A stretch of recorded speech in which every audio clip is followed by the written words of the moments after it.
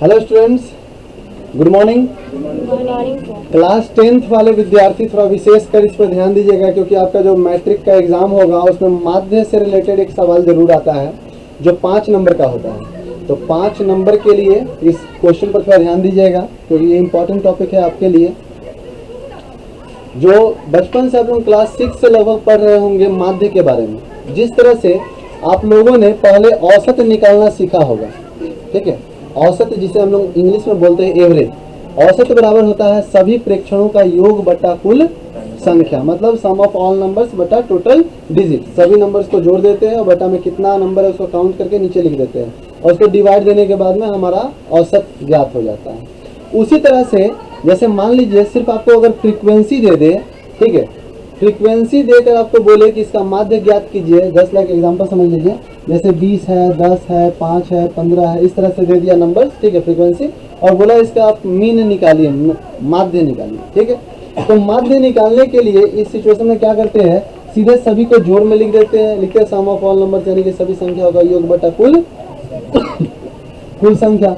सभी को जोड़ में लिख देंगे 20 + 10 + 5 + 15 बटा, अब टोटल डिजिट यहाँ कितना था, 1 2 3 4, यहाँ बटा में 4 लिख देंगे, जोड़कर 4 से भाग दे देंगे, वो हमारा क्या आ जाएगा, मीन आ जाएगा, माध्य। अगर सिर्फ फ्रीक्वेंसी दिया रहे तो ये काम करेंगे।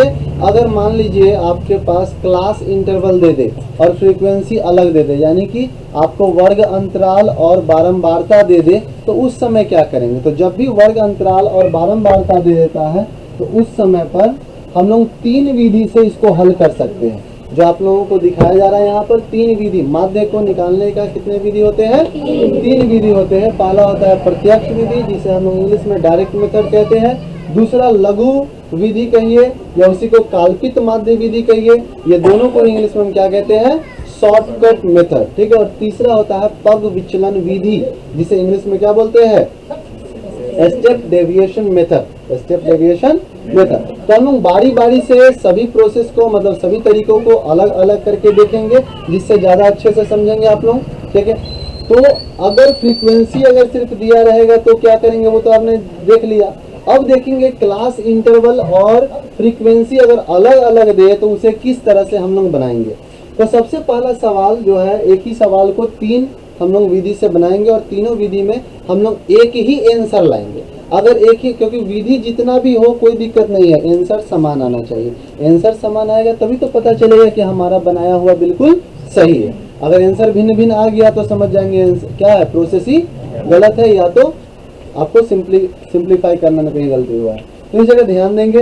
तो सबसे पहला विधि हम लोग जानते हैं प्रत्यक्ष विधि, जिसे हम लोग डायरेक्ट मेथड के नाम से भी जानते हैं। सब में फॉर्मूला अलग अलग लगेंगे, सबका सारणी अलग अलग बनेगा। तो सबसे पहला प्रत्यक्ष विधि में अगर हमें पहले उसका सारणी तैयार करना है तो उसमें क्या क्या चीज लिखना होगा, तो सबसे पहले क्लास इंटरवल और फ्रीक्वेंसी सब में लिखना होगा। देख रहे हो आप लोग, इसमें भी क्लास इंटरवल फ्रीक्वेंसी है, इसमें भी क्लास इंटरवल फ्रीक्वेंसी है, इसमें भी क्लास इंटरवल फ्रीक्वेंसी है, ठीक है। लेकिन इसमें क्या है, आपको चर मान निकालना होगा, जिसे हम लोग xi से सूचित करते हैं, ठीक है। ये चर मान कैसे निकाला जाता है, तो चर मान निकालने के लिए हम लोग जो वर्ग अंतराल आपको दिख रहा है, यानी कि क्लास इंटरवल जो दिख रहा है, लोवेस्ट टू हाईएस्ट करके लिखा हुआ ना सब में, 0 से 10, 10 से 20, मतलब ये एक निश्चित हाइट होगा बढ़ाया हुआ सबका, ठीक है, सबका निश्चित दूरी होगा बढ़ाया। जैसे 0 से 10 है तो यहाँ भी 10 से 20 है, यानी कि सब में 10-10 का दूरी है, ठीक है। हमेशा क्लास इंटरवल में देखोगे वर्ग अंतराल में कि दूरी हमेशा समान होगा, ठीक है। ऐसा नहीं कि यहाँ 10 बढ़ा दिया, यहाँ 20 बढ़ा दिया, ऐसा नहीं होता है, ठीक है। तो यहाँ आंकड़ों को सजाया गया है। तो देखिए 0 से 10 के फ्रीक्वेंसी क्या है, तो 5 है। 10 से 20 का फ्रीक्वेंसी क्या है, 15। 20 से 30 का फ्रीक्वेंसी 18। इस तरह से आपको सवाल दिए हुए हैं। अब यहाँ xi निकालने के लिए क्या होता है फॉर्मूला, कि निम्न वर्ग सीमा और उच्च सीमा को जोड़ देते हैं और उसमें 2 से भाग दे देते हैं।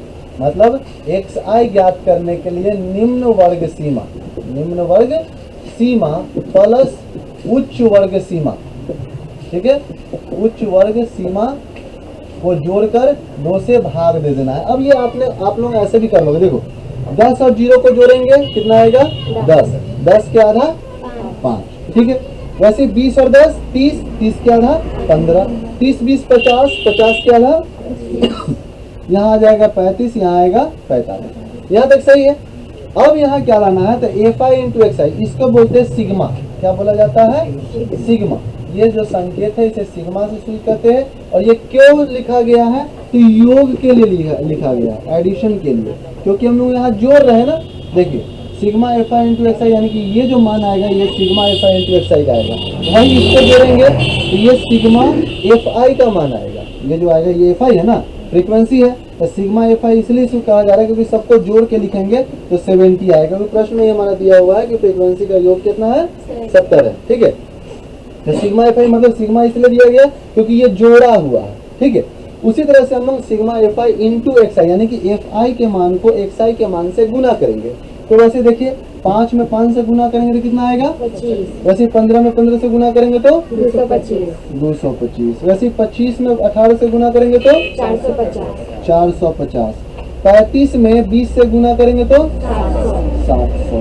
45 में 12 से गुना करेंगे तो 540। ये सभी को जोड़ेंगे तो कितना आएगा, 1940। चलिए ठीक है, अब यहाँ फॉर्मूला लगाना है हमें माध्य ज्ञात करने के लिए। यहाँ फॉर्मूला लगाएंगे। ठीक है, sigma F I into x i by sigma F i. तो यहाँ फॉर्मूला लिखा हुआ माध्य के लिए, तो sigma F I into x i का मान कितना आया है, 1940। और वैसे सिग्मा एफ आई का मान कितना है, 70। अब इसका आंसर क्या आएगा,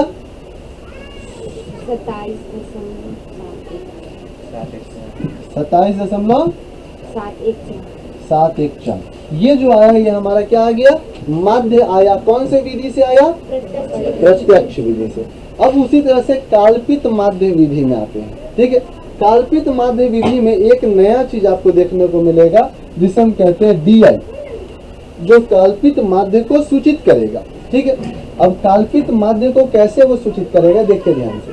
पहले तो हमें इसमें भी वही एक्स आई तो निकालना ही है, तो जैसे हम इसमें किए थे वैसे उसमें निकाल लेंगे। ठीक है, एक्स आई वाला फॉर्मूला से यहाँ क्या करेंगे, यहाँ क्या आएगा, 10 और 0 का आधा क्या होगा, जोड़ेंगे तो 5, 15, 25, 35, 45।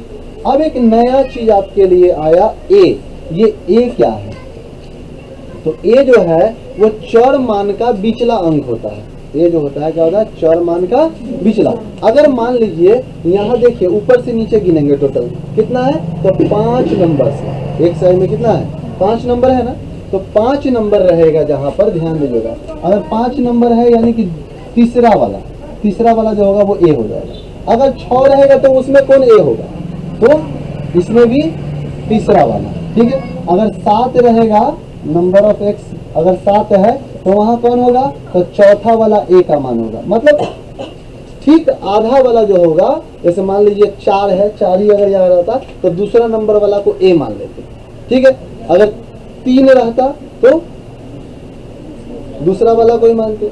5 है तो तीसरा वाला को, 6 है तो तीसरा वाला को ए मान रहे। ठीक है, यानी कि इसका देखेंगे 3 नंबर पे जो आएगा वो क्या हो गया, ए का मान हो गया। समझ आ रहा है, ध्यान से समझिएगा। तो तीसरा नंबर पे जो आया वो ए का वैल्यू हो गया। अब यहाँ निकालना है डी आई का मान, काल्पित माध्य निकालना था। काल्पित माध्य के लिए हम लोग क्या करेंगे, उसका फॉर्मूला होता है कि x में से a को घटाना है। तो x इसके लिए ये है 5, 5 में से 25 को घटाएंगे, कितना आएगा, माइनस में 20 आएगा। 15 में से 25 घटाएंगे तो कितना आएगा, -10। 25 में से 25 घटाएंगे तो कितना आएगा, 35 में से 25 घटाएंगे तो 45 में से 25 घटाएंगे तो, ठीक है इतना। अब यहाँ पर क्या करना है, sigma F I into d आई, यानी कि जो डी आई का वैल्यू आया है और यहाँ जो सिग्मा एफ आई का मान है, ये दोनों को गुना करेंगे। ठीक है, तो गुना करते 20 में 5 से, माइनस में 100 आएगा। 15 में 10 से माइनस 150 आएगा। ठीक है, 18 में 0 से 0 आएगा। ठीक है, 20 में 10 से 200 आएगा। 12 में 45 से 240 आएगा। ठीक है इतना, एक मिनट, 12 में से 20 से ना गुना हुआ है। ठीक है, अब क्या करेंगे, हम एफ आई के वैल्यू को जोड़ेंगे, कितना आएगा 70। अब इधर वाला में ध्यान देंगे, एफ आई इंटू डी आई वाला को हमें जोड़ना है, ठीक है। यानी कि ये 100 है या 150 जो है ये दोनों माइनस में है, यानी कि माइनस में कितना हुआ 250। अब प्लस में कितना हुआ 440। 440 में 250 जाएगा तो 440 में 250 जाएगा, कितना बचेगा 190 बचेगा, यहाँ लिख दिया हम 190। अब सेम इसी चीज को, ये वैल्यू निकल गया, मेरा सारणी तैयार हो गया। अब इसके मान को हम इस फॉर्मूला में सेट करेंगे। काल्पित माध्य का सूत्र होता है a plus sigma F I into d i by sigma F i. तो ए का मान क्या है, याद आया था ना, कितना है 25 plus sigma F I into d आई का वैल्यू क्या आया है, और एफ आई का मान क्या है, इसके बटा में एक छुपा हुआ है 70 आएगा एलसीएम, एक के पावर में 70, 70 बार में 70 में 25 से गुना होगा, कितना होगा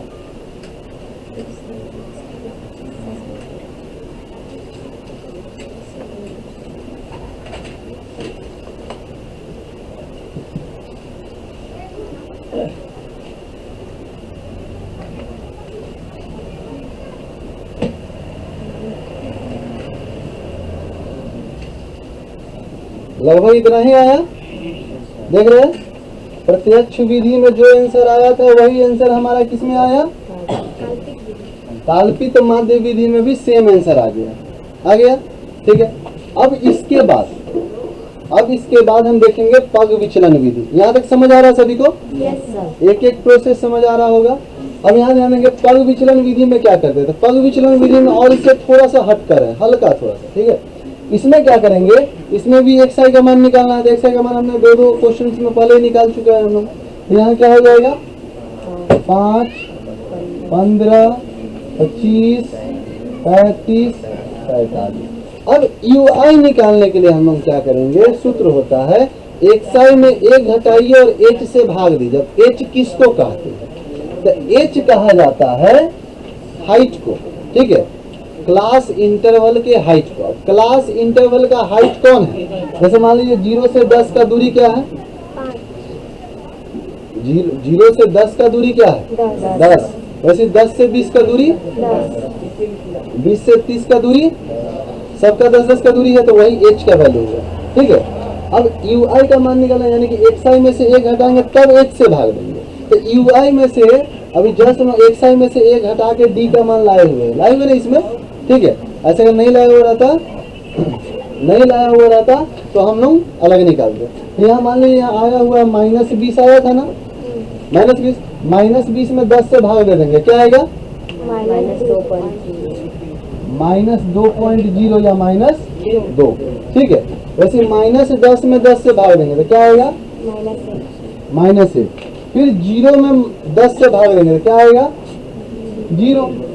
10 में 10 से भाग देंगे तो क्या आएगा 1, और 20 में 10 से भाग देंगे तो क्या आएगा 2, ठीक है। यहाँ तक ये है हमारा यू आई का वैल्यू, ठीक है, यानी कि पग विचलन का मान आ गया।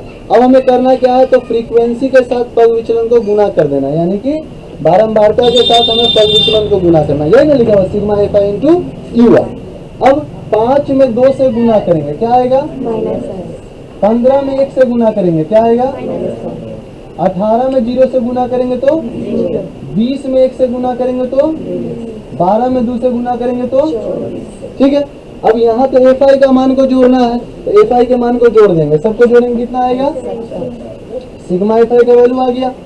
उसके बाद यहाँ पर sigma F I into u i का वैल्यू निकालना है, तो यू आई का वैल्यू निकालो, माइनस में 15 10 25 और प्लस में है 20 24 44 में से 25 गया तो सीधा आ गया 19, प्लस में आ गया। अब यहाँ सारणी मेरे पास तैयार है, अब इसको बस वैल्यू रखना है किसमें, फॉर्मूला में। यहाँ पग विचलन का फॉर्मूला होता है a plus h into sigma F I into u i बटा n। n बोलो, यहाँ देखो लिख दिया गया, n बोलो या सिग्मा एफ आई बोलो, एक ही बात होता है। n यूज किया गया है पग विचलन में किसके लिए, कुल बारंबारता के लिए, तो इसलिए कंफ्यूज मत होना। सिग्मा एफ आई भी लिखोगे तो कोई दिक्कत नहीं है, बस n एक नया चीज डाल दिया गया है पग विचलन के लिए, ठीक है, वो भी कैपिटल N, ठीक। अब इसमें फॉर्मूला पे रखते हैं, a का वैल्यू कितना है, a का वैल्यू 25 प्लस h का वैल्यू कितना कितना दूरी पर है 10। Sigma F I into Y का मान क्या है 19 बटा यहाँ कितना है 70। यहाँ बीच में गुना छुपा हुआ है। मान कैसे रखे समझ आया सभी को। अब क्या करेंगे फिर से 25 प्लस 10 में 19 बटा 70 से गुना होगा क्या आएगा कटेगा 19 बटा क्या आ गया 7। इसके बटा में एक छुपा हुआ है